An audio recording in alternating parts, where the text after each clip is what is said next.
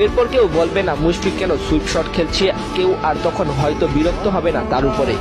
সেদিন অনেকে কান্না ভেজা গলায় বলবে আমাদের একটা অযথা সুইপ শট খেলা ম্যাচ উইনার ছিল, যিনি অসংখ্য ম্যাচ জয়ের নায়ক হিসেবে ছিলেন। এরপর থেকে তামিমকে কেউ খেপাবে না ডট বাবা বলে, সেদিন চিৎকার করে আর কেউ বলতে পারবে না তামিম একটু চালিয়ে খেলো।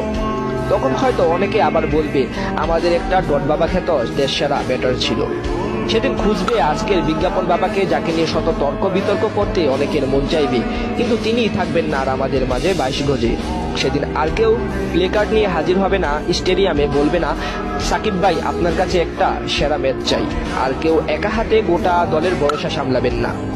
2023 বিশ্বকাপের পর আর কেউ আমাদেরকে পেন দিবে না। সময়ের সাথে সাথে পেন কিলার সেদিন নিজেই হারিয়ে যাবেন শত চেষ্টা করেও। আর সেদিনের পর থেকে আমরা বলতে পারবো না অনেক হয়েছে, এবার বুড়ো রিয়াদ চলে যান, কারণ বলার আগেই সেদিন আমাদের ছেড়ে এই লাল সবুজ জার্সিটা ছেড়ে চিরতরে চলে যাবেন অবসরে।